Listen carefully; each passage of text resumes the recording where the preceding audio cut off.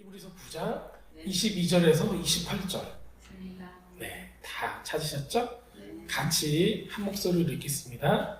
율법을 따라 거의 모든 물건이 피로써 정결하게 되나 피 흘림이 없은즉 사함이 없느니라. 그러므로 하늘에 있는 것들의 모형은 이런 것들로서 정결하게 할 필요가 있었으나 하늘에 있는 그것들은 이런 것들보다 더 좋은 제물로 할지니라.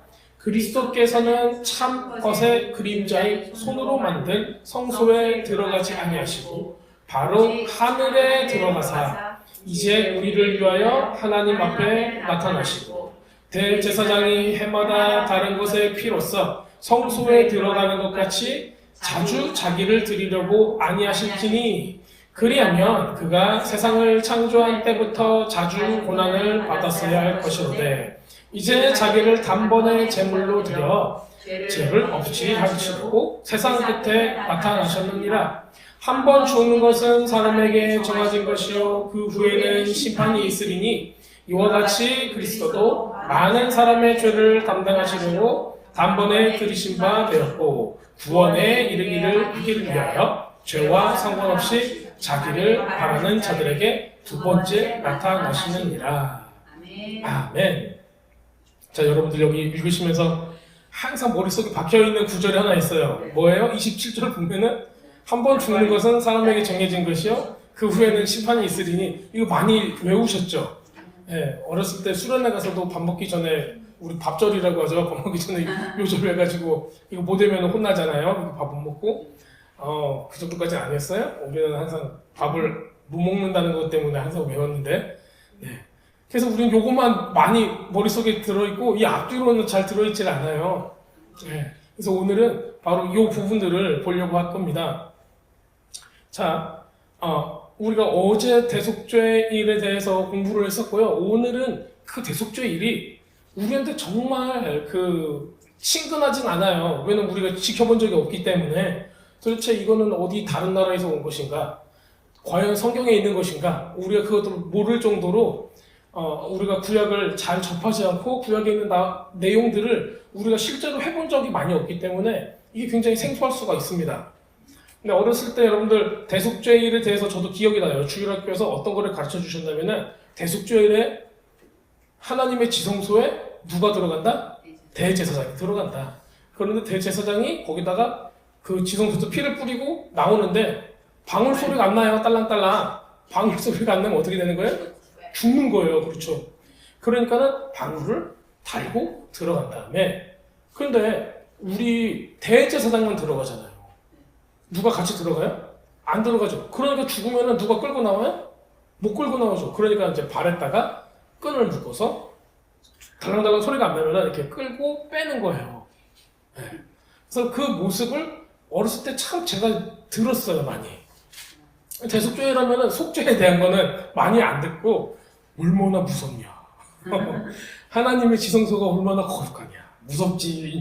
이렇게 배운 기억이 나요. 그래서 어렸을 때 그 얘기를 들으면서 야, 방울도 대단하고 대제사장도 대단하고 그 끈 얼마나 많이 죽었으면 항상 끈으로 그렇게 묶고 다녀서 이렇게 끌었을까 시신을 이런 생각도 많이 했었어요.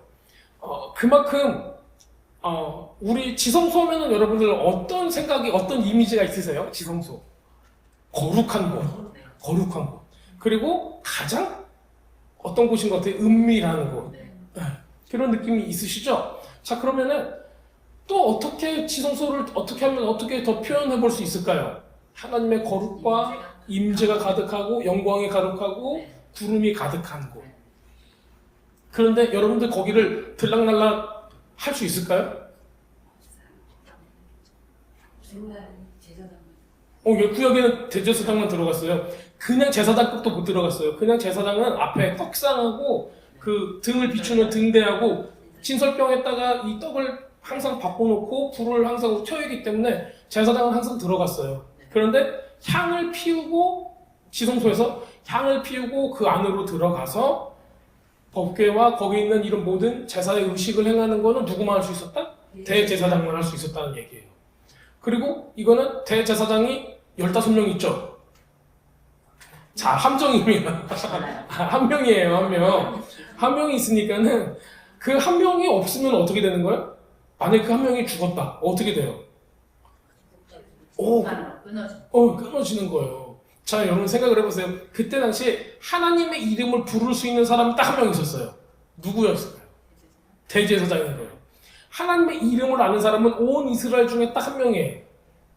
그래서 이때 대속죄일에 하나님의 이름을 부르는 거예요. 창을 피우면서. 오직 한 명이에요. 근데 이 사람이 갑자기 죽었어요. 그러면 그 다음 대제사장한테 하나님의 이름은 하나님의 이름은 이거야 하고 비밀로 가르쳐줘야 되는데 이걸 못 가르쳐주는 거예요. 그래서 지금 하나님의 이름이 뭔 줄 아는 사람 손 들으면 아무도 손 못 들어요. 우리는 이것을 요드헤이 마브헤이라고 해서 히브리 사람들은 아도나이라고 해서 이거를 헬라 발음으로 읽고 있어요. 그 다음에 고대에는 하쉼이라고 해서 the name이라고 해서 그 이름이라고만 불렀어요. 왜냐하면 여호와 이름을 망령되게 일컫지 말라라고 했기 때문에 사람이 실수할 수가 너무 많은 거예요. 예수님도 어떤 말씀을 하시죠? 너희가 맹세할 때 뭘로도 하지 말라, 뭘로도 하지 말라, 하늘로도 하지 말고 땅으로도 하지 말고 하나님의 이름으로도 하지 말라고 그 말씀을 하시잖아요. 여러분 사람은 무엇을 해도 죄를 질 수밖에 없는 상황 가운데 있기 때문에 그렇습니다. 그래서 애초에 하나님의 이름을 이 출애굽 후에는 대제사장만 알게끔 했어요. 그리고 레위 사람들을 세워서 제사장의 직분을 아예 맡겨버린 거예요. 그 전에는 어떻게 했을까요? 제사장의 직분을 가진 사람이 있었을까요? 그 전에. 그러니까 그 전이라면요, 야곱이 애국으로 가기 전인 거예요. 야곱이 애국으로 가기 전에는 야곱하고 야곱의 자식들이 있었고, 또 야곱의 아빠는 누구예요? 이삭이고, 네, 제가 계속 어려운 거 너무 많이 물어보고 있죠. 이삭의 아버지는 최브라함, 아브라함이죠. 네, 아브라함이에요. 아브라함, 또 아버지가 계속 있을 거 아니에요. 그러면 우리가 쭉 올라가면 아담에서 노아에서 셈에서 지금 데라, 아브라함까지 쭉 내려오거든요. 그럼 이 모든 족보 가운데 이렇게 쭉 내려오는 것 가운데 하나님의 제사장이 있었을까요? 없었을까요? 그렇죠. 있었을까요? 없었을까요? 그럼 하나님은 계속 사람들하고 관계가 없었어요? 있었을 것 같죠. 네. 그러면은 지금 우리가 출애굽을 하면서 율법을 받기 전에 430년 동안 이 애굽에서 이스라엘 백성들이 노예로 살고 있었을 때 그때는 하나님께 예배를 드릴 수가 없었어요. 제사 말씀하는 거예요, 제사. 그럼 그 전에 제사를 드렸는 사람은 누가 있었을까요? 야곱, 아브라함, 이삭 다 단을 쌓고 하나님께 예배를 드리고 제사를 드렸다라고 하는 게 바로 나오죠. 이 사람들은 누구한테 배웠을까요? 하나님께 배운 거예요? 하나님이 야 제사 드리려면은 아담. 네, 아담으로부터 나오겠죠. 네, 아담으로부터 나와서 이 누구까지 전수가 됐어요? 노아까지는 됐을 거예요, 분명히. 홍수가 일어나고 나서 노아의 후계자, 영적인 후계자는 누구예요? 셈. 네, 셈이에요. 그래서 셈을 통해서 이 뒤에 있는 모든 사람들이 다 교육을 받게 되는 거예요. 하나님에 대한 말씀에 대한 교육, 제사를 어떻게 지내는가, 이런 모든 것들을 다 받게 되는 겁니다. 네. 그러면 좀 이해가 가죠? 네. 네. 그래서 왜냐하면은 노아 이후로는 하나님과 직접적인 관계를 받은 사람이 노아하고 셈, 그리고 그 후손들밖에 없는 거예요. 네. 그래서 히브리 사람들은 자기들의 문헌, 우리가 정경으로 채택하지 않았지만은 자기들끼리 읽고 있는 책들이 있어요. 그거를 말씀의 주석서라고 불리는 건데요. 자기들이 읽고 있는 말씀의 주석서, 그러니까 모세오경, 이 구약의 주석서인데 그 이름을 히브리어로 미드러시라고 불러요. 그래서 미드러시는 전설따라 삼천리 그런 전설의 고향의 책이 아니라 주석이라는 뜻을 가지고 있어요. 주석. 네. 자기네들이 전통적으로 내려왔던 것들과 자기네들이 연구했던 모든 것들을 합쳐서 주석으로 만든 거예요.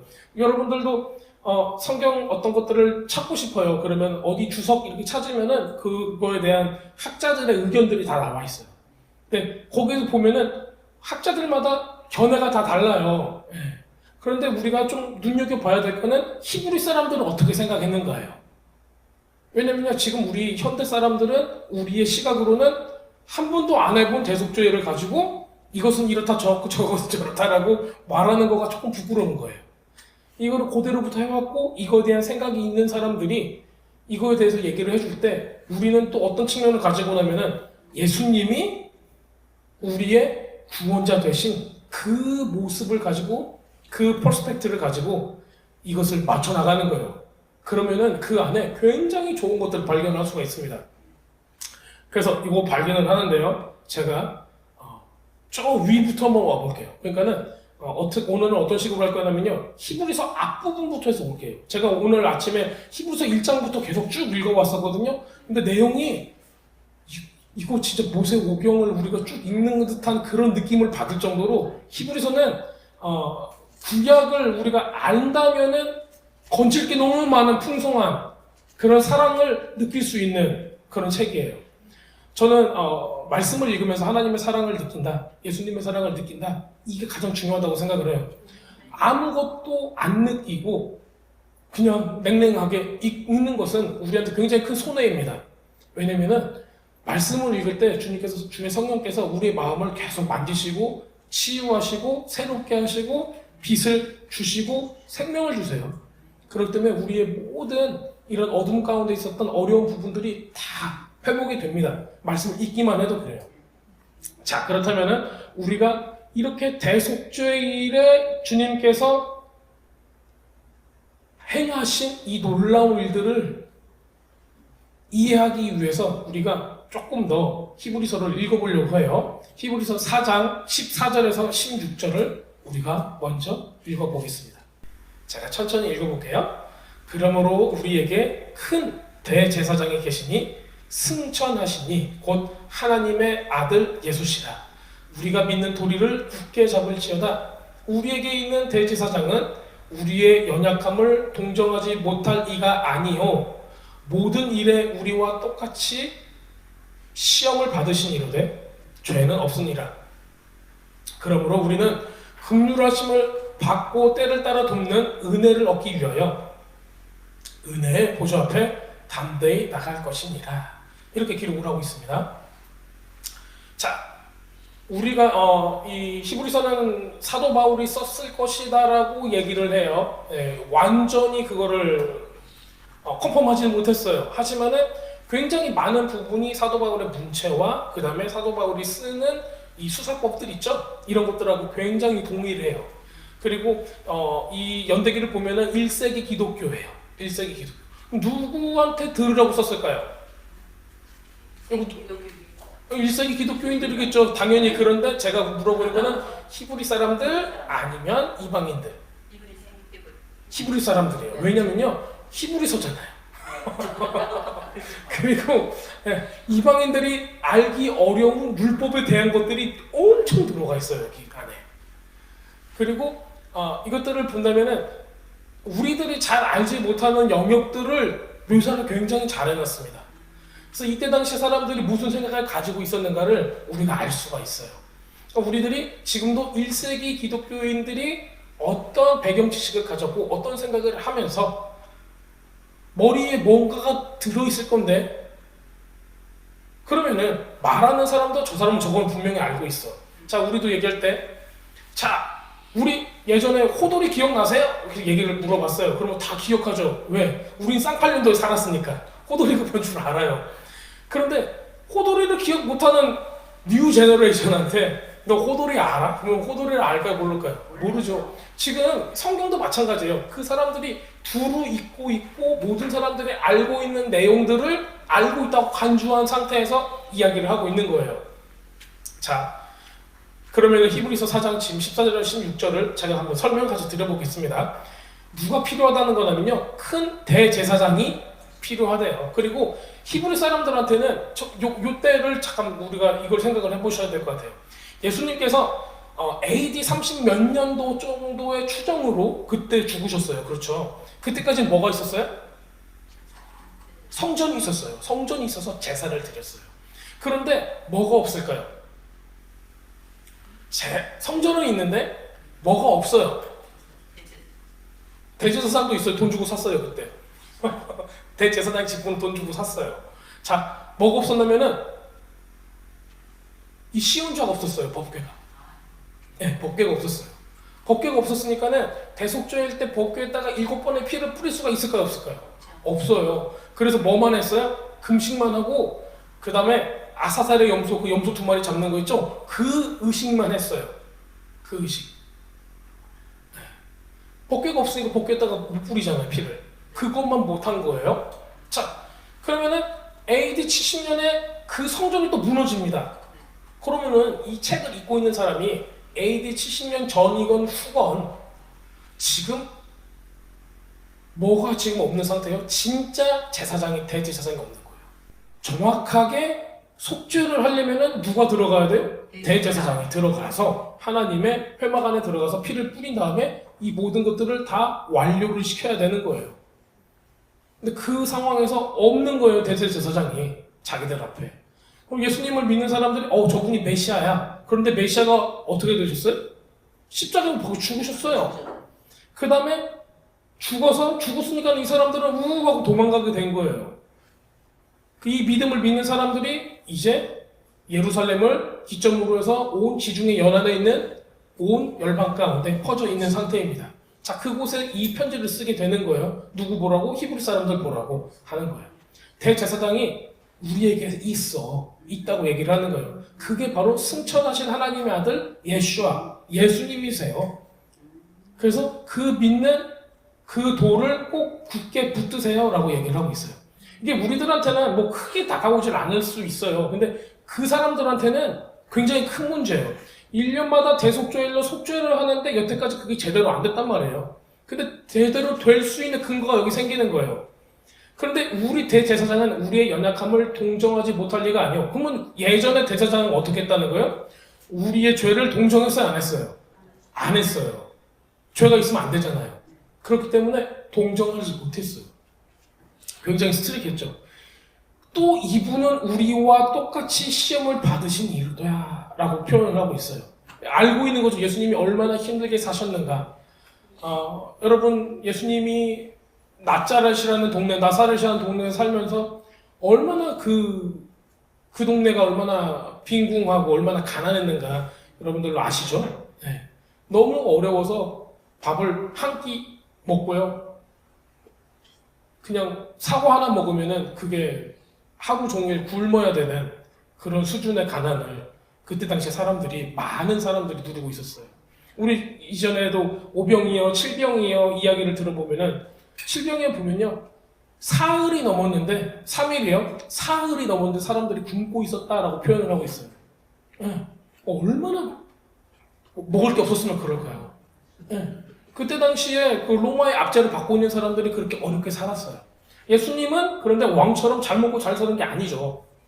그러니까는 똑같은 어려움 가운데서 살고 있었다는 얘기예요. 자, 그러므로 우리는 긍휼하심을 받고 때에 따라 돕는 은혜를 얻기 위하여 은혜의 보좌 앞에 담대히 나갈 것이다 라고 얘기를 했는데요. 이게 굉장히 신기한 내용이에요. 은혜의 보좌라는 거가 여러분들 무엇일까 생각나세요? 시은좌예요. 시은좌는 어디에 있어요? 법궤 위에 뚜껑이 시은좌예요. 네, 어제 말씀드렸던 케포라라는 바로 그 덮임이라는 뜻을 가지고 있어요. 거기 위에는 누가 이렇게 있어요? 천사, 그룹힘이라고 하죠. 네, 그룹힘이 2마리가 이렇게 날개를 쫙 하고 있는 거예요. 그런데 히브리 사람들은 이렇게 생각하고 있어요. 그 그룹이 하나의 얼굴은 남자아이, 하나의 얼굴은 여자아이 얼굴하고 있다. 그렇게 얘기를 하고 있어요. 그리고 하나님의 영광이 임하면은 이 얼굴 표정이 변한대요. 얘네들이. 네. 신기하죠? 네. 그렇게 이제 고대 사람들이 그렇게 믿고 있었어요. 자, 그런데 지금 히브리서에 뭐가 나오냐면요. 은혜의 보좌라는 게 나왔어요. 은혜의 보좌. 일반 사람들은 볼 수도 없는 은혜의 보좌예요. 법궤예요. 거기 나왔어요. 그런데 뭘 받기 위해서 여기 앞에 나가는 거예요? 은혜를 얻기 위해. 뭐에 대한 은혜요? 긍휼하심을 받는 거예요. 그러니까 내가 죄사함을 받기 위해서는 이 은혜의 보좌 앞으로 나가야 된다는 거예요. 만약에 여러분들 은혜의 보좌 이름을 바꾼다고 생각을 해보세요. 심판의 보좌. 해보세요. 심판의 보좌. 그러면 여러분 나가고 싶으세요? 안 나가고 싶으세요? 안 나가고 싶죠? 근데 이 이름을 은혜의 보좌라고 했어요. 그럼 목적이 뭐예요? 은혜를 베풀겠다는 거예요, 하나님께서. 그러니까 나와라, 제발 나와라. 요거예요. 그래서 목적은 은혜의 시은좌 멀스시라는 곳은 우리가 은혜를 받기 위해서 나갈 수가 있는 곳이에요. 그런데 나가기만 하면은 어떻게 됐어요? 죽었어요. 대제사장이 죽었어요. 나가기만 하면 죽었어요. 그래서 이 방울을 달고 들어갔던 거죠. 그래서 이게 진짜 은혜의 보좌인가? 우리가 이제 퀘스천 마크를 딱딱 할 수밖에 없는 상황인 거예요. 왜 사람들은 은혜의 보좌에 갔는데 죽었어요? 죄가 있었기 때문에 그래요. 그러니까는 이 대속죄를 할 때는 자기를 위해서 속죄하는 피를 먼저 7번 뿌려요. 송아지 피를. 그 다음에 염소 피를 7번은 또 뿌리는데 이거는 누구를 위해서? 백성과 나라를 위해서 뿌리는 거예요. 그래서 2번을 하는 거예요. 자기 제사장 자신을 위해서 그리고 온 백성과 국가를 위해서 이걸 합니다. 자, 그런데 이제는 예수님으로 인해서는 우리는 언제든지 때를 따라 돕는 은혜를 얻기 위해서 들어갈 수 있다는 것을 이야기를 하고 있는 겁니다. 자, 히브리서 5장 6절에서 10절 한번 들어가 보겠습니다. 자, 그렇다면은 예수님께서 대제사장이 맞아요? 진짜요? 왜? 아론의 계통이 아닌데? 율법에 따라서는 아론의 계통이 아니면은 대제사장이 될 수가 없고, 대제사장이 아니면은 바로 하나님의 영광의 임재 그 회막 안으로, 지성소 안으로 들어갈 수가 없다라는 거예요. 자, 그런데 이걸 어떻게 표현을 했는가 보겠습니다. 네가 영원히 멜기세덱의 반차를 따르는 제사장이다. 이렇게 이야기를 하고 있어요. 이게 시편 110편 4절인가 나와 있어요. 이게 그는 육체에 계실 때 자기를 죽음에서 능히 구원하실 이에게 심한 통곡과 눈물로 간구와 소원을 올렸고 그의 경건하심으로 말미암아 들으심을 얻었느니라. 그가 아들이시면서도 받으신 고난으로 순종함을 배워서 온전하게 되셨은즉 자기에게 순종하는 모든 자에게 영원한 구원의 근원이 되시고 하나님께 멜기세덱의 반차를 따른 대제사장이라 칭함을 받으셨느니라. 이게요, 멜기세덱의 반차라는 뜻이, 우리가 반차라는 말을 잘 안 써요. 그렇죠? 이거는 조금 조선시대에 썼을 내용 같아요. 자, 이 반차라는 뜻은 그냥 계통이라는 얘기예요. 멜기세덱 계열, 멜기세덱 계통을 따라서 당신은 임명을 받았습니다. 그 계통에 계신 분입니다. 왜냐면 멜기세덱은, 히브리 사람들은 멜기세덱이 누구라고 생각하냐면은 노아의 아들 셈으로 생각하고 있어요. 셈. 노아의 아들 셈. 그래서 아브라함도 데라가 그 니므롯한테 아브라함이 죽게 되었을 때 도망가게 돼요. 그럼 누구한테 도망갔을까요? 노아와 셈이 있는 그곳으로 가서 말씀 공부를 했다, 그렇게 기록을 하고 있어요. 그리고 나중에 아브라함도 이삭을 이 말씀을 공부하게 하려고 할 때 누구한테 보냈을까요? 바로 셈한테 보냈다. 그런 자기들만의 주장들이 있어요. 그 다음에 야곱도 장막에 거하였더라 그랬잖아요. 그게 이제 집에서 빵을 구웠더라 그 얘기가 아니죠. 그렇죠? 말씀 공부를 했다는데 어디서 했겠어요? 또 셈의 장막에 가서 공부를 했다라고 히브리 사람들은 전통적으로 알고 있어요. 그걸. 네. 우리가 프로핏 막 그럴 수가 있어요. 증명해봐. 아니, 그 사람들은 전통적으로 알고 있었고 예수님 때 사람들은 그 책을 읽었기 때문에 다 그렇게 알고 있는 거예요. 우리가 그거를 기다 아니다 하는 걸 떠나서 그 사람들 다 그걸 믿고 있고 그렇게 알고 있어요. 자, 그러면은 이 멜기세덱은 또 누구인가? 이 히브리서에 잘 나와 있어요. 히브리서 전체 읽어보시면요, 멜기세덱이 누군가 나와 있는데요, 살렘 왕이래요. 의의 왕이고 평강의 왕이래요. 누구 같으세요? 의의 왕, 평강의 왕 있으면 예수님의 예표예요. 예수님의 예표예요. 그리고 이때 당시 사람들은 셈이 바로 그 예수님의 예표의 역할을 했다라고 얘기를 하고 있어요. 그래서 멜기세덱한테 지금 누가 가요? 아브라함이 가서 거기에 뭐를 드려요? 11조를 드리죠. 그리고 뭘 받아요? 축복을 받아요. 축복을 받는데 지금 히브리서 기자는 이걸 어떻게 표현하고 있냐면은, 그렇다, 축복은 윗사람이 아랫사람한테 주는 것이다 라고 표현을 하고 있어요. 그래서 멜기세덱의 반차, 멜기세덱의 계통에 따른 예수님이 대제사장이 되고, 그 대제사장의 권위가 아브라함의 후손에서 나온 레위의 반차에 따른 제사장보다 월등히 우월하다라고 얘기를 하는 거예요. 그러면은 이 히브리 사람들 생각으로는 이게 옳겠어요? 틀리겠어요? 옳을 수밖에 없어요. 왜냐면은 Our father Abraham 그러잖아요. 우리의 아버지 아브라함인데 그보다 더 높은 뭐가 있어요? 제사장 계열이 있는 거예요. 그 계열이 지금 우리를 축복해 주신대요. 지금 그 얘기를 하고 있는 거예요. 그럼 예수님은 아론의 계통을 초월한 느낌을 계속 그걸 두고 있는 거예요. 자, 그렇기 때문에 멜기세덱의 반차를 따른다는 것은 아주 이 사람들한테는 합법적이고 더 대단한 거예요. 자, 여러분들이 성씨가 있죠? 네, 성씨가 있고 우리 조상 중에서 큰 장군이나 뭐 있으세요? 없으세요? 성이 이씨이신 분들은 이씨조선이라고 해서 우리 조상 중에 왕이 있다 그럴 수도 있어요. 근데 갑자기 어떤 사람이 나타나서 야, 단씨야. 나 우리 할아버지가 단군이야. 뭐 그런 얘기를 한번 그런 식으로 얘기를 한다고 해보세요. 그러면은 야, 우리는 비빌 데가 못 되는데? 이렇게 생각할 수도 있을 거예요. 그러니까 이런 식으로 아예 그 계통을 모세 율법에 그 계통을 이미 초월한 그보다 더 높은 존재를 가지고 와서 그 후회로 이제 얘기를 해버리는 거예요. 자, 히브리서 7장 16절에서 17절 이렇게 나타나 있습니다. 그는 제사장의 혈통에 대해서 규정한 율법을 따라서 제사장이 되신 것이 아니다. 율법에 따라서 되신 게 아니에요. 썩지 않는 생명의 능력을 따라 되셨다라고 기록하고 있어요. 그를 두고서 말하기를 너는 멜기세덱의 계통을 따라서 영원히 제사장이다 한 증언이 있습니다. 시편에 있는 거예요. 이게 시편 말씀에 있는 거예요.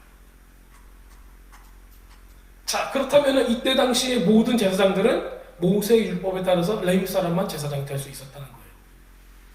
근데 예수님은 생명의 능력에 따라서 대제사장이 되셨습니다. 자, 히브리서 9장 6절에서 9절 말씀을 읽겠습니다. 자, 이것들이 이렇게 마련되어 있어서 첫째 칸 장막에는 제사장들이 언제나 들어가서 제사 의식을 집행합니다. 그러나 둘째 칸 장막에는, 자, 첫째 칸은 어디예요? 성소예요. 자, 둘째 칸은 어딜까요? 지성소예요. 네, 지성소인데 둘째 칸 장막에는 대제사장만 1년에 한 번만 들어가는데 그때에는 반드시 자기 자신을 위하여, 아까 제가 말씀드린 대로 대속죄일 때 자기 자신만을 위해서 또 백성이 모르고 지은 죄를 사하기 위해서 바칠 피를 가지고 들어갑니다. 이것이 첫째 장막, 첫 칸 장막에 서 있는 동안에는 아직 지성소로 들어가는 길이 드러나지 않았음을 성령께서 보여주시는 것입니다. 좀 감이 오세요? 그러니까는 여러분들 우리 성막 그림 같은 거 있죠? 모세의 성막 보면요, 성막이 쫙 있고요, 앞에도 3개가 있고 성소에도 3개가 있고 지성소에도 3개가 있어요. 자, 앞에 3개는 뭐가 있을까요? 제사장이 제물을 받는 거가 있어요. 번제단이 있어요. 물두멍이 있어요. 이게 3개의 프로세싱이에요. 이게 앞들인 거예요. 이것만 해도 대단해요, 여러분들. 네? 제물을 가져왔죠? 그래서 제물한테 안수를 하고 그 제물이 번제가 됐건 여러 가지 그 제사를 드릴 수 있는 그 모습까지 가는 거예요. 그리고 물두멍을 통해서 뭐 한다고 그랬죠? 씻는 거예요. 씻고 그 다음에 제사장들은 뭐 하냐면요, 물두멍에 비춰진 나를 바라보는 거예요. 여러분들 말씀을 뜻해요. 물두멍은 말씀에 비춰서 나의 잘못된 부분들을 바라보는 거예요. 그게 3단계예요. 자, 그렇다면 여러분들 우리가 이렇게 예배를 드리는 단계는 어느 정도까지일까요? 우리가 뭔가를 내 마음도 가져오고 내 시간도 가져오고 헌금도 가져오고 내 정성도 가져오고 이걸 가지고 주님 앞에 드리려고 지금 성막 앞으로 딱 왔어요. 그 다음에 이것을 번제로 하나님께 싹 드려요. 그 다음에 말씀을 통해서, 물두멍이죠, 말씀을 통해서 나를 바라보면서 더러운 것들을 다 제거해요. 여기까지가 우리 일반적으로 드리는 예배의 모습인 것 같죠? 네. 자, 그 다음에 그 안으로 한 걸음 더 들어가 볼게요. 여기서부터는 일반 평민들이 들어갈 수 있는 게 아니에요. 누구만이 들어갈 수 있어요? 제사장급이 돼야지 들어갈 수 있는 거예요. 자, 제사장급이 돼서 들어가 보겠습니다. 딱 문을 싹 열고 들어갔더니 이쪽에 뭐가 보여요? 메노라가 보이는 거예요. 초가 아니라 등이에요. 올리브 기름을 쓰는, 올리브 기름은 짜는 거죠. 자, 우리의 고난, 우리의 열심, 하나님께 드려지는 순수한 기름을 짜서 빛을 비출 수 있는 거예요. 자, 그 빛이 뭘 비추는 거예요? 떡상에 떡을 비추는 거예요. 그 다음에 여기도 뭐가 있어요? 분향단이 있어요. 인센스가 있는 거예요. 이 세 가지가 거기 앞에 딱 있는 거예요. 자, 그 다음에 지성소로 들어갔는데 누구만 들어갈 수 있어요? 대제사장만 1년에 몇 번? 1년에 한 번 들어갈 수 있어요. 한 번. 한 번 딱 들어갔는데 이제 아까 봤던 그 향 있죠? 그 향을 이렇게 넣어가지고 그걸 가지고 들어가요. 그걸 가지고 들어가서 향을 그 지성소 안에서 피워요. 그러면 향이 가득히 향이 싹 올라가요. 여러분들은 안 하시겠지만은 담배를 피우면 어떻게 돼요? 그냥 담배 연기가 자욱해지잖아요. 그런 것처럼 거기 안에가 향 연기로 자욱해지는 거예요. 자, 조금 거룩하지 않은 표현을 해서 죄송합니다. 그런데 이 향이 왜 필요해요, 여러분들? 어떻게 생각하세요? 예수님이 거기 거하신 분이면 안 돼서 죽잖아요. 자, 이거 말씀드릴게요.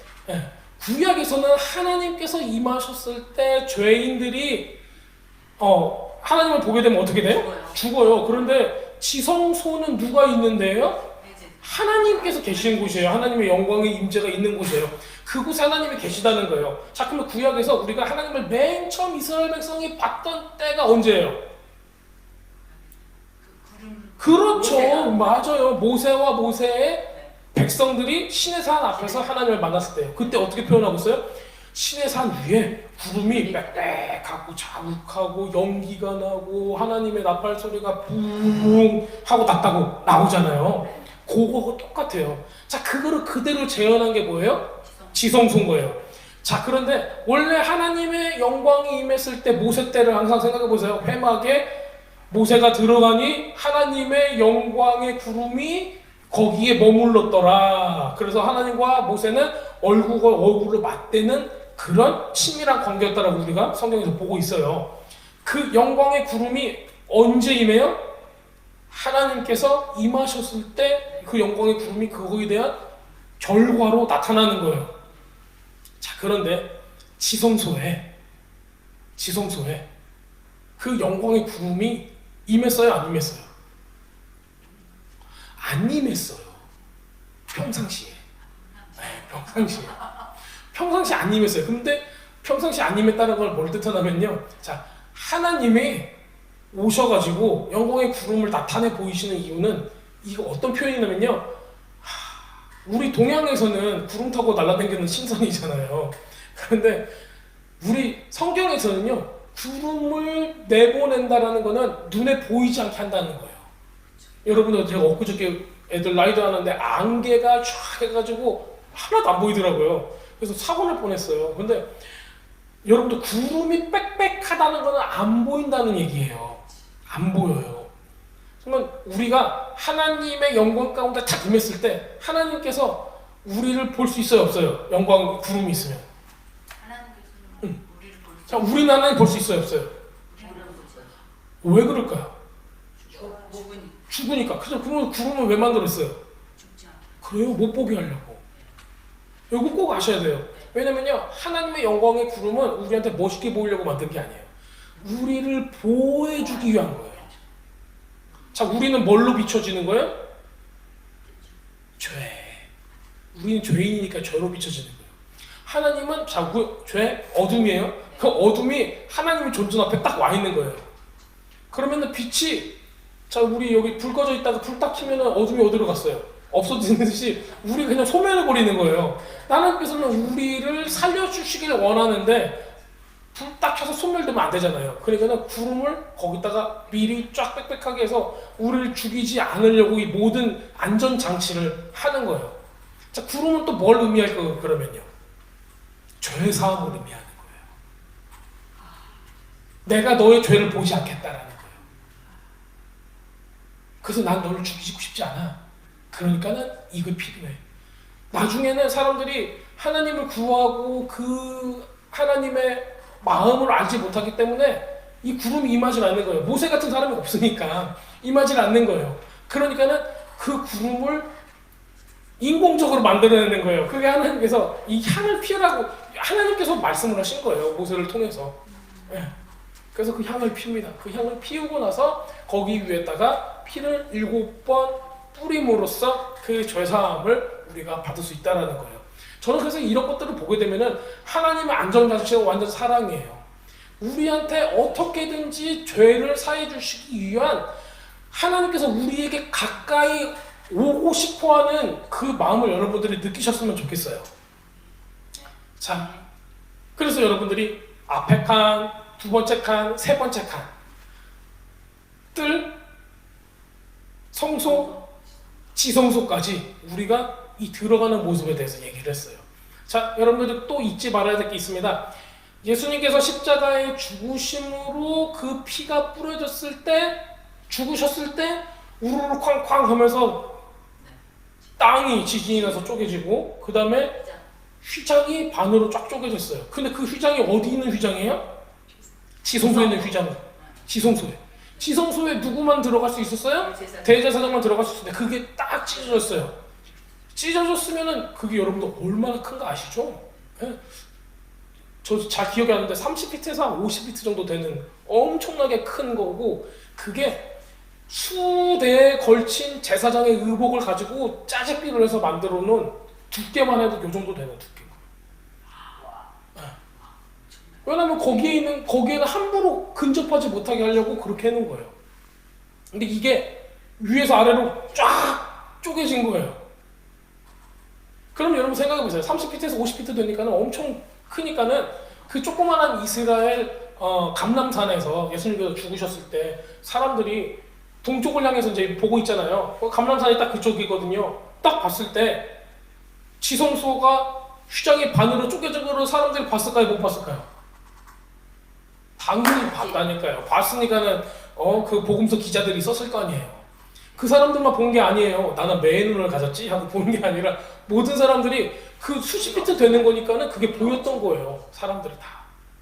자, 그런데 우리가 생각할 때 하나님 성막의 문을 여시면 되는데 아니면 성소의 문을 여셔도 되는데 왜 하필이면 지성소의 문을 여셨냐는 거예요. 지성소의 문을 왜 열었어요? 우리도 다 들어가지. 다 들어가. 야, 다 들어가잖아. 출동이다. 자, 여러분들, 제가 지난번에도 말씀드렸어요. 예수님께서 스스로 어떻게 말씀하셨냐면은 나는 길이요, 진리요, 생명이니 그랬어요. 자, 우리 이 모세 성막에 보면은 맨 바깥들에서 앞들로 이 성막 안으로 들어가는 거 있죠? 그 문이 있어요. 그 길이 있는데 그 길 이름이 뭐예요? 내가 곧 길이요. 그 길이에요.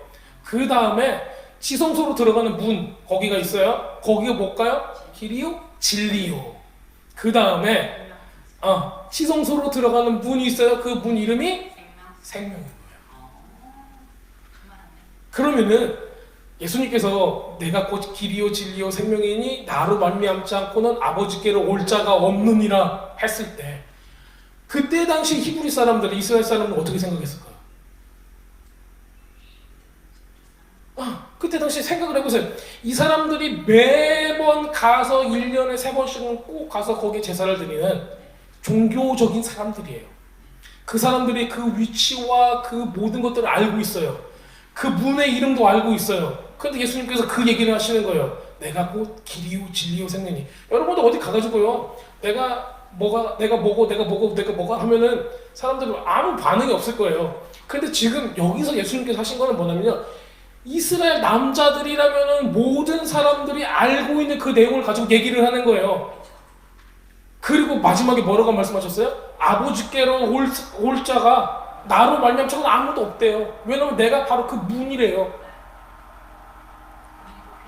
네, 그 문을 통과하지 않고는 아버지께로 갈 자가 없다라는 거예요. 자, 그런데 예수님께서 죽으심으로써 피를 쏟으심으로써 뭐를 열어줬어요? 길이요, 진리요, 생명을 여신 거예요.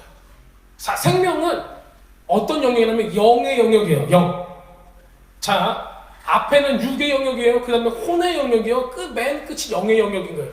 영의 영역을 살려놓으신 거예요, 먼저. 자, 이걸 반대로 생각해 볼게요. 자, 우리가 육의 영역을 먼저 주님께서 고치셨다고 생각을 해보세요. 영과 혼은 아직 거듭나지 않은 거예요. 육만 거듭났어요. 자, 그럼 여러분들이 또르르륵 하고 아팠던 몸이 살아났어요. 그런데 하는 생각과 내 영은 어떻게 돼 있어요? 아직도 죽어 있는 거예요. 예, 그러면 이게 무슨 쓸모가 있어요? 없어요? 없어요. 자, 혼의 영역을 가볼게요. 예수님께서 죽으셨는데 혼의 영역을 살려주셨어요. 영의 영역은 아직 못 살려주셨어요. 예. 자, 그러면은 혼의 영역을, 혼은 여러분 생각과 정신이거든요. 요거를 아무리 갈고 닦고도 아버지로 갈 수 있어요? 없어요? 없어요. 근데 영은요, 영이 열리고 영의 생명이 들어가면은 하나님께로 갈 수가 있을까요? 없을까요? 있어요. 그런데 뭐가 아직 완전해지지 않았어요? 생각하고 육이 완전해지지 않은 거예요. 똑같습니다. 예수님을 만났어요. 거듭났어요. 회개 영이 부어져서 우리가 새롭게 됐어요. 그런데 다음날 아침에 눈을 딱 떴는데 내 모든 성품은 그대로예요. 야 이씨 이러면서 있잖아요. 내가 어제 분명히 그렇게 회개하고 야 막 나 진짜 오늘 너무 은혜 받았는데 다음날에 우리 애가 말 안 들어오면 이놈 새끼 막 하고 다 나간단 말이에요. 그렇잖아요. 왜 안 됐어요 아직? 아직 변화가 안 된 거예요. 자, 하나님께서는 그런데 야 영만 너는 구원 받으면 됐어. 혼 괜찮아. 몸뚱아리 괜찮아. 이렇게 하셨을까요? 이게 왜 그러냐면요. 사도 바울은 어떻게 얘기했냐면요. 너의 구원을 이루라 라고 나와 있어요. 근데 우리 교리상 보면은 구원은 뭘로 받는 거예요? 믿음으로 받는다고 하잖아요. 믿음으로. 자, 요게 뭐가 믿음으로 받는 거예요? 영이 믿음으로 받는 거예요. 예수님을 믿는 그 믿음으로 받는 게 우리의 영의 구원이에요.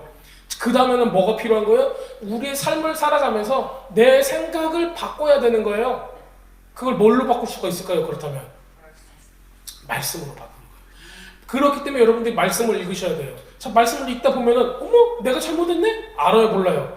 알아요. 그러니까는 우리가 이걸 하나하나 점차 바꿀 수 있는 거예요. 자, 이렇게 바꾸면은 뭐가 바뀔까요? 그 다음에 내 생각이 바뀌면은 행동이 바뀌기 시작을 하는 거예요. 왜냐면요, 내 머릿속으로 이거 하고 싶어, 이거 돼, 이거 안 돼. 하나님의 기준에 맞춰서 이제 내가 가졌던 가치관 이런 것들이 이제는 하나님의 가치관으로 우리가 점차 바뀌어가기 시작을 하는 거예요. 그래서 하나님의 주파수와 내 주파수가 딱 맞아지는 거죠.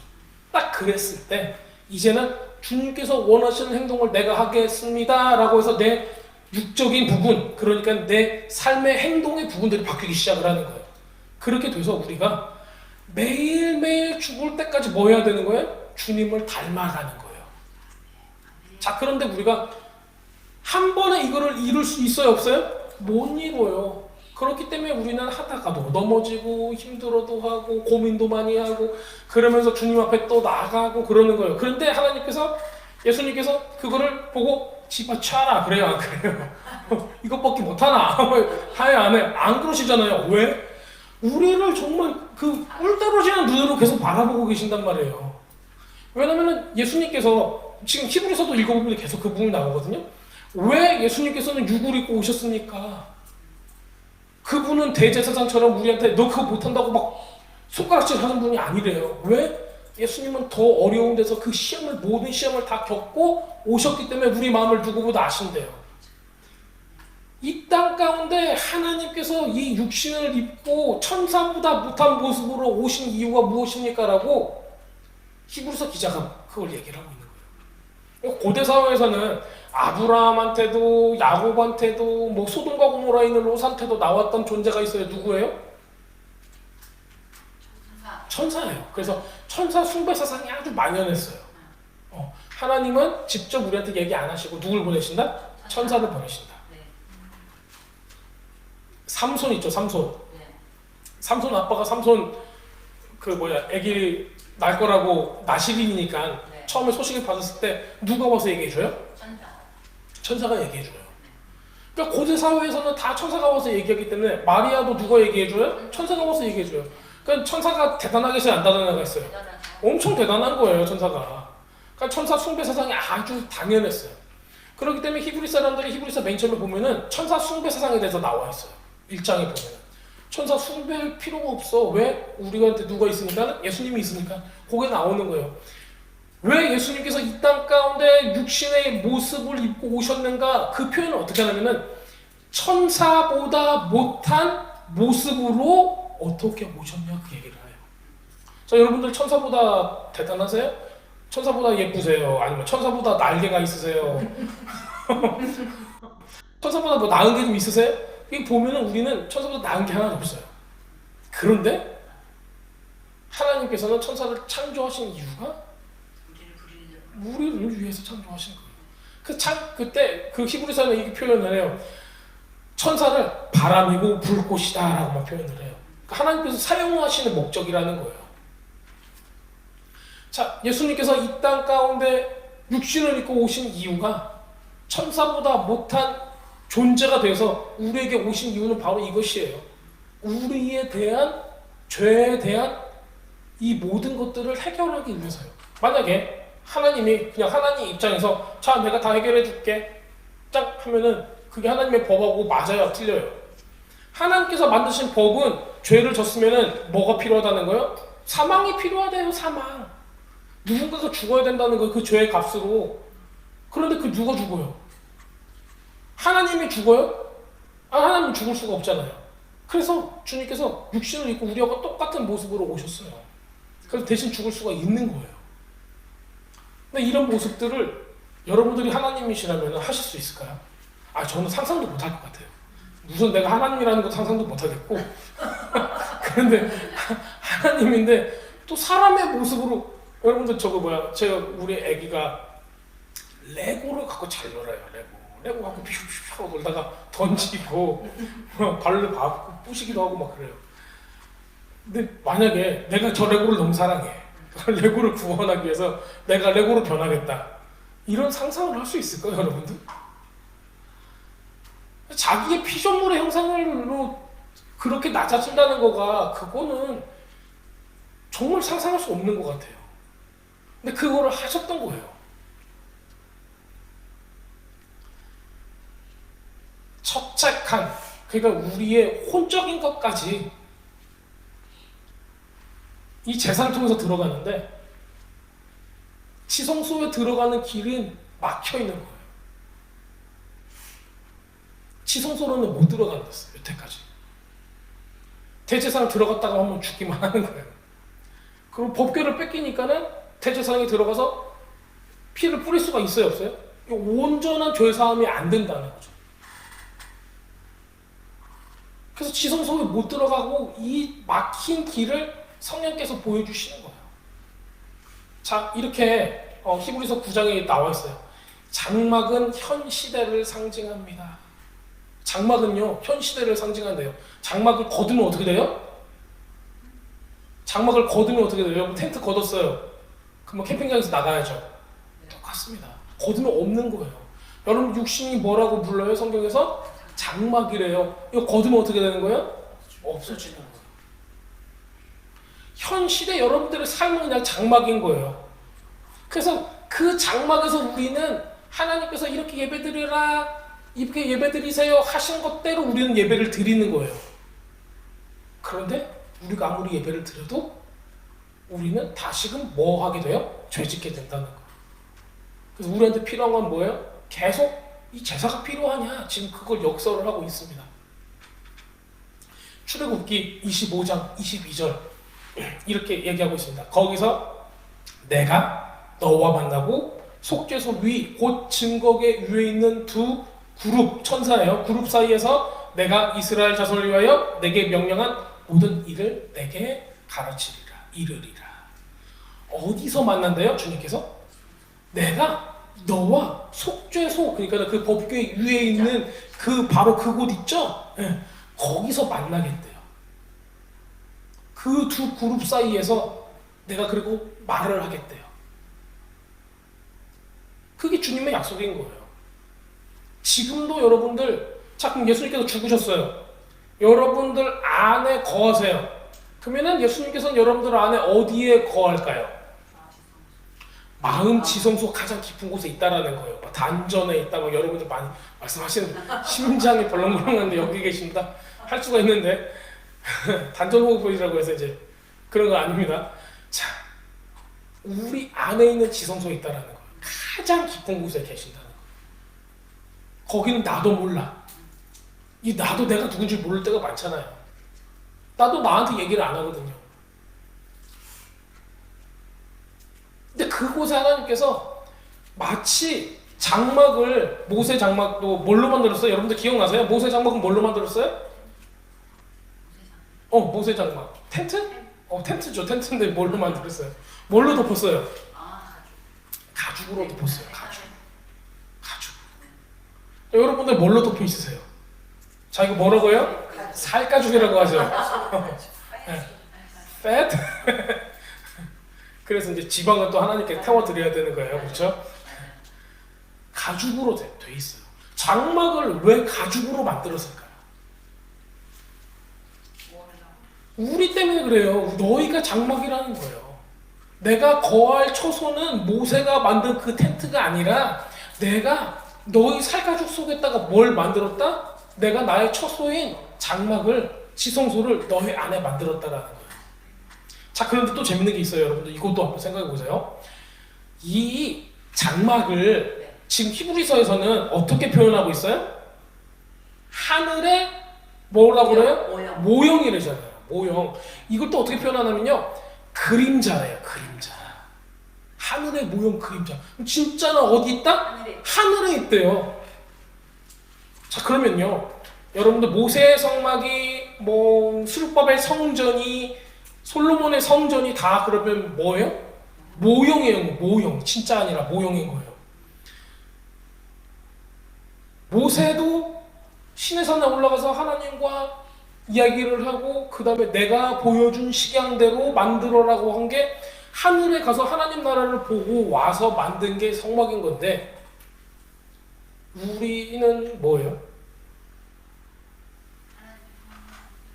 자, 하나님의 형상이에요. 자, 여기 그 다음에 하나님의 형상이 히브리어에서는 체렘이라고 해요. 그림자라고 뜻해요. 자, 여기서도 뭐라고 불러요? 성막은 그림자래요. 모형이래요. 여기서 나오는 모형도 똑같은 체렘이에요. 모형 그림자예요. 하늘의 그림자, 성막. 여러분들은 누구의 그림자? 하나님의 그림자. 그러면 성막하고 여러분들은 뭐예요? 같다라는 거예요.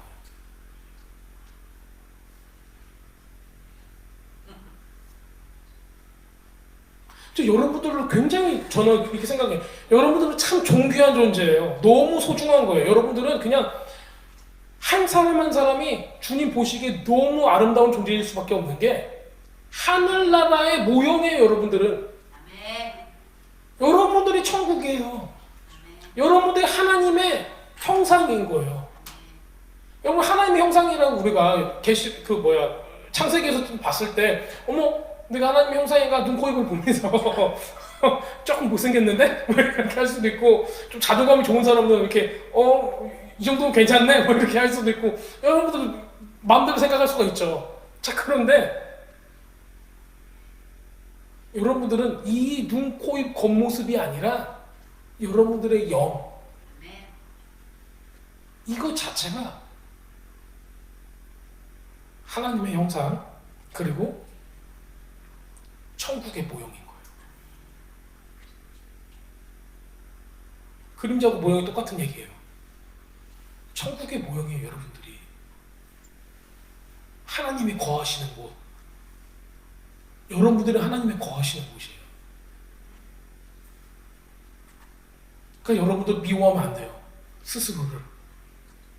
나는 왜 이렇게 잘못했지?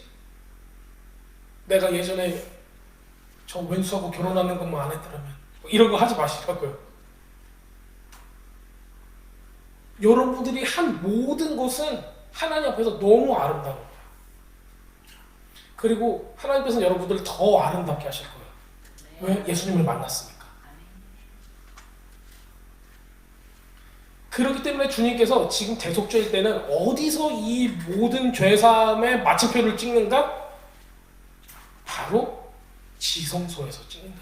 그 지성소는 여러분들이 하나님의 나라의 천국의 모형인데, 이 가운데 가장 깊은 곳에 있다라는 거예요. 거기서 뭐가 필요하다? 속죄가 필요하다. 온전한 속죄, 7번의 핏부림이 필요하다는 거예요. 자, 여러분들, 머릿속으로만 내가 잘못했어요 하는 거하고 내 영 깊은 곳에서 그 죄가 해결이 되는 거하고는 차이가 많아요. 근데 예수님께서 뭐 하러 오셨어요? 그 지성소의 단번에 죽으심으로 대제사장이 된다는 것은 그 위치, 권위, 합법성을 얘기하는 거예요. 어머, 예수님은 제사장이 아닌데? 그래도 지성소에 못 들어가는데 저거 불법인데? 그렇게 사탄이가 얘기할 수 있어요, 없어요? 있단 말이에요. 그렇기 때문에 누구의 계통을 가지고 와요? 멜기세덱의 계통을 가지고 오는 거예요. 아주 합법적이죠. 여러분들 악한 영도 여러분들의 삶 가운데, 여러분들의 생각 가운데, 여러분의 영 가운데 침투할 수가 있어요. 언제 할 수가 있어요, 여러분들? 여러분들이 문을 열었을 때예요. 제가 우리 집에 문을 딱 열고 도둑놈들한테 들어오라고 써놨어요. 언제든지 들어와서 약탈하십시오. 들어와요, 안 들어와요? 캘리포니아에서. 저 텍사스 살 때는 안 들어왔어요, 아무도. 그런데 여기는 문만 안 잠궈도 들어와요. 왜 들어오셨어요? 물어보면은 얘기를 해요. 요즘에 커머셜 우리 스토어들 많이 약탈당하죠. 가면서 그런 얘기 한대요. 보험 처리해 하고 간대요. 무섭죠? 그런 형상이 사회적으로 막 일어나고 있어요. 자, 불법으로 침거한 거는 우리가 나가라고 할 수가 있어요. 근데 얘가 들어왔는데 내가 걔하고 엉겨붙어서 살아. 어떻게 해요? 그럼 이제 뭐가 필요하냐면은 여러분들 이거 한번 생각해 보세요. 여러분들 집에 있어요. 근데 강도가 들어왔어. 근데 강도가 차은우야. 강도가 박보검, 차은우 이런 사람이야. 엄청 잘생겼대요. 우리 집사람 눈이 안 좋아가지고 지금 눈에 뵈는 게 없어서 어떻게 얼마나 잘생겼는지 모르시는데 저도 이제 이름밖에 몰라요. 자, 근데 엄청 잘생긴 연예인 같은 사람들이 왔어. 딱 왔는데 너무 마음에 드는 거야. 자, 커피 한잔 하러 가세요. 여러분, 죄는 그렇게 달콤한 거예요. 너무 달콤한 거예요. 왜 선악과가 보암직도 하고 먹음직도 하다고 하겠어요? 이상하게 생겼으면 에이 저거 안 먹어 막 그러죠. 그렇죠? 근데 봤는데 너무 괜찮게 생기는 거야. 우리 눈에 그냥 혹하게 생긴 거야. 그런 모습을 가지고 있는 거예요.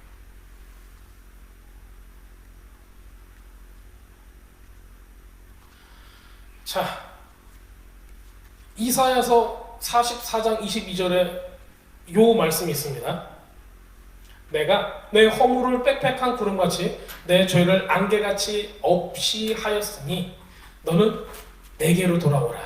내가 너를 구속하였습니다. 자, 여기도 이렇게 나왔어요. 빽빽한 구름, 안개같이 죄를 그렇게 했대요. 아까 제가 설명해드린 그 내용이 여기 있는 거예요. 네? 이사야서 44장에도 왜 구름을 왜 만드세요? 왜 향을 왜 만드세요? 이거를 내 죄를 없이 하기 위해서 만드는 거예요. 그러면서 주님께서 하시는 말씀이 뭐예요? 44장 22절에 내게로 오라, 내게로 오라. 내가 너를 구속하겠다. 구속하겠다라는 것은 구원하겠다는 얘기가 아니거든요.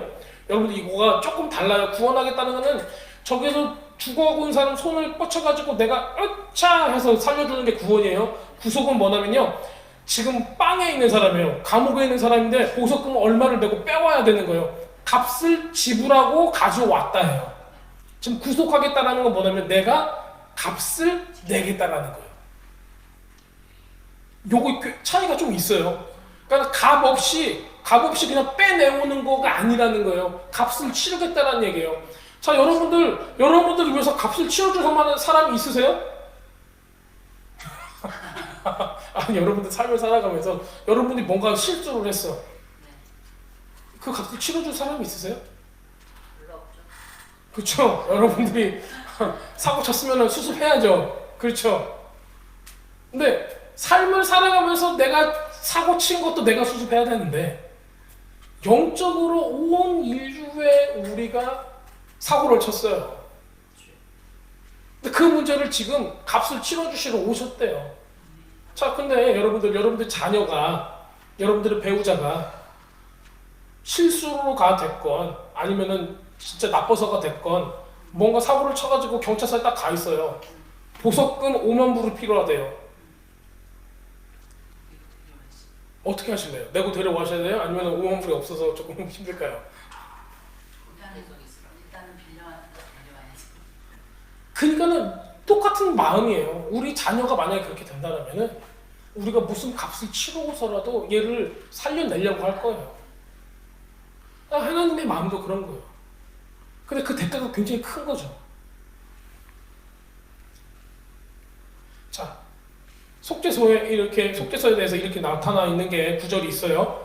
여러분들이 생각하실 때는 이거는 뭐 전혀 상관이 없는 것 같아요 라고도 생각할 수 있지만 이렇게 표현하고 있습니다. 시편 85편 9절에 진실로 그의 구원이 그를 경외하는 자에게 가까우니 영광이 우리 땅에 머무르리이다. 우리가 아까 히브리서 9장 읽었죠? 자, 아까 읽었던 그 9장의 내용을 가지고 제가 한번 우리가 시간이 좀 많이 돼서 설명을 잠깐 해드리고 말씀을 마치려고 합니다. 그렇다고 이제 금방 마치는 건 아니니까 설명 우선 듣고. 네. 자, 대속죄일이 되면요, 이게 거의 이제 전체적인 어떤 서머리예요. 자, 대속죄일이 되면은 대제사장은 어떤 옷을 입을까요? 하얀 옷으로 갈아입어요. 원래 대제사장은 어떤 옷을 입었죠? 파란색 옷에 금 흉배에다가 보석이 12개 가슴에 박혀져 있고 어깨에다가 또 보석이 박혀 있고, 그러면 이게 머리도 금으로 만든 관에다가 띠를 띠고 이런 모습을 가지고 있었어요. 자, 여러분들의 액세서리 중에 금으로 된 거 막 판때기 여러분들 가슴을 다 가릴 만한 그런 금으로 된 거나 보석으로 되어 있는 거 있으세요? 없으세요? 없죠? 근데 대제사장이 되면은 요거를 이제 입히신다는 거예요. 그럼 대제사장이 딱 나왔으면 얼마나 화려했을까요? 그 색깔도 그렇고. 네. 그 모습에서 이 대속죄일에는 어떤 모습으로 변한다? 옷을 싹 벗기고 속에 있는 그 통짜로 된 게토네스라고 하는 그 옷만 입어요. 그게 이제 우리 나중에 보면은 저거 세마포하고 같은 모습이에요. 그게 요셉이 이제 자기 색동옷 입었다고 할 때 그 썼던 그 옷 있죠? 그 옷이 이제 게토네스라고 하는 옷인데 그 옷이 지금 여기 나오는 그 옷이에요. 대제사장이 대속죄일 때 입는 하얀 옷, 그리고 왕이 입는 옷이었고요. 이게 왕이 입는 그 속옷이에요. 그 평상복 같은 거예요. 그 다음에 대속죄일은 그 결혼식을 상징하기 때문에 신부들이 결혼식 전에 입는 하얀 옷이에요. 이런 것들을 상징을 하고 있습니다. 그래서 대속죄일이 되면 대제사장은 화려한 옷을 다 금흉배, 보석 이런 것들 다 내려놓고 하얀색 옷, 볼품 없는 그 옷을 입습니다. 그러면 가장 어떤 모습이 돼요? 겸손한 모습을 딱 짓고 있어요. 예수님은 어떠셨어요? 하늘의 왕이시고 온 천지만물을 지으신 하나님이신데 모든 영광이 그분께 있는데 그 빛인데 그분은 지금 육신을 입고 죄인의 모습으로 가장 겸손하고 힘없는 아기의 모습으로 태어났어요. 부모는 누구였어요? 마리아하고 요셉인데 그 사람들도 진짜 가난했던 사람들인 거예요.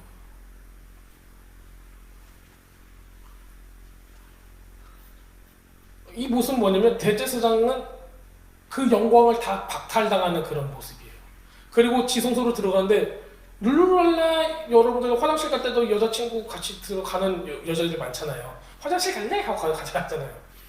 지성소에는 혼자 들어가야 돼요. 자, 여러분들 대제사장이 됐어요, 여러분들이. 그리고 멋있는 옷을 입었어요. 근데 1년에 한 번 이걸 싹 벗고 하나는 입고 지성소로 들어가야 돼요. 좋으실 것 같아요? 나쁘실 것 같아요? 여러분들 지성소 들어가는 게 그렇게 대제사장이 달가웠을까요? 갔다 하면 죽는데. 왜냐면은 우리 앞에 있는 대제사장 죽었거든요. 그럼 나도 죽을 수 있어요, 없어요? 있어요. 언제 죽을지 모르는 거예요. 내 죄는 나도 몰라. 우리 기도할 때 어떻게 알고지 이제 모르고지 이제 용서해 주세요. 그러잖아요. 우리가 모르고 지은 죄도 많다고요. 대제사장이 그러면 들어가면 갔다 하면 죽는데 대제사장 하고 싶겠어요? 근데 이 사람은 혼자서 지성소로 들어가야 되는 거예요. 마음이 어땠을까요? 그 전날 대속죄만 오면은 와 진짜, 그러니까 이 40일 전부터 금식한다는 이유가 여기서 나와요. 대제사장 같은 경우는 40일이 뭐야, 막 한 400일 전부터 금식을 하고 막 해야지 내 죄가 사해질 것 같은 느낌이 들 거예요. 혼자서 들어갑니다. 아주 고독한 상태죠. 누구도 대제사장은 동정하지 못해요. 왜냐면 영적으로 가장 높은 위치에 있는 사람이에요, 이 사람은. 그래서 두려움 가운데 있어요. 죄로 인해서 내가 죽을 것이다. 오직 대제사장만 지성소에 들어가서 하나님께 피를 뿌릴 수가 있는 존재인 거예요. 그럼 예수님은 어떠세요? 예수님도 십자가에 못 박혔을 때, 자, 요한아, 내가 혼자 가기가 너무 힘들더라. 나하고 같이 좀 해요, 안 해요? 안 그러죠. 혼자 가시는 거예요. 혼자 그걸 다 감당을 하셨던 거예요. 그렇기 때문에 이 대속죄를 예수님께서 이 모든 것들을 다 이루셨다는 겁니다. 대제사장이 지성소에 속죄하러 들어가서 자기와 자기 집안의 이스라엘의 온 회중을 위하여서 속죄하고 나오기까지 누구도 회막에 못 있었어요. 이게 레위기 16장 17절에 나타나 있습니다. 아무도 없었다는 거예요. 있을 수가 없어요. 예수님도 이 죄의 문제를 해결하기까지 누구만 있었어요? 혼자 스스로 계셨던 거예요. 근데 레위기 16장 17절에 보면요, 그가 지성소에 속죄하러 들어갈 때 아무도 거기 없었다라고 나오는데요, 거기서 그가가 이 표현을 써 있어요. 아담이라는. 여러분들 보통 율법서 볼 때 네피시, 이샤 이런 표현을 써요. 그가 뭐 도둑질을 했을 경우에는 이렇다면은 누가 써요? 이샤, 그가 이렇게 써요. 그런데 아담이라는 단어가 쓰일 때가 막 500 몇 회가 있어요. 전 성경에 600회가 안 돼요. 500 몇 회가 있는데 이때는 아담이 맨 처음에 나오는 아담도 있고 중간중간에 나오는데, 특별히 여기 레위기에서는 그가 지성소에 들어갈 때는 아담이라는 단어가 쓰여져요. 모든 제사장을 아담이라는 표현을 쓰진 않아요. 근데 이때 이 행동을, 이 역할을 한 사람은 아담으로 표현을 써요. 왜 그럴까요? 첫 번째 하나님의 형상, 그 다음에 둘째 아담, 마지막 아담이신 예수님께서 하시는 일이기 때문에 여기서는 아담이라는 단어로 여기서 주어가 쓰여져요. 예수님은 여기에 혼자 가셔서 담당을 하신다는 것을 보여주고 있습니다. 모세 있죠? 모세. 아담이, 둘째 아담이신 예수님이 혼자 가서 뭘 하신 거예요? 지금 지성소에 혼자 들어가신 거예요. 그래서 죄사함을 받아내시는 거예요. 거기에 누가 계시는 거예요? 시은좌 멀시시, 자비의 자리에 하나님이 계시는 거예요. 그럼 하나님과 백성 사이에 중재자가 됐던 거예요. 중보자가 되었던 거예요. 모세도 똑같은 역할을 해요. 출애굽기 24장 15절에 모세가 산에 오르매 구름이 산을 가리며 라고 표현이 되어 있어요. 모세도 그 역할을 하고 있습니다. 자, 그래서 우리가 모세의 역할들을 보고 예수님의 역할들을 봤을 때 우리가 이 세상을 살아가면서 예수님, 작은 예수님의 역할로 우리가 살아간다면은 다른 사람의 죄를 발견했을 때 손가락질 해야 돼요? 아니면은 용서하고 그 죄에서 빠져나올 수 있도록 도와줘야 돼요. 우리가 이런 생각을 여러분들이 하시길 바랍니다. 마태복음 27장 45절에 이렇게 나타나 있습니다. 예수님께서 이 역할을 하신 걸 보여주는데요. 어느덧 낮 12시쯤 됐는데, 이게 제6시인 거예요. 그렇죠? 제6시로부터 온 땅에 어둠이 임하여 제9시까지 계속되더니 요거르가 낮 12시에서 어둠이 온 땅을 덮고 오후 3시까지 계속되었다라는 뜻이에요. 혼자 지금 어디 들어가 있는 거예요? 지성소에 들어가 있는 거예요.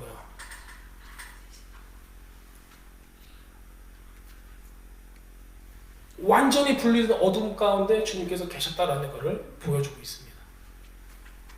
자, 여러분들 대속죄일이 여러분들하고 관계가 없는 날이 아닌 거 좀 아시겠나요? 대속죄일은 예수님께서 마침표를 찍으신 이 모든 전리가 다 예수님께서 행하신 거예요.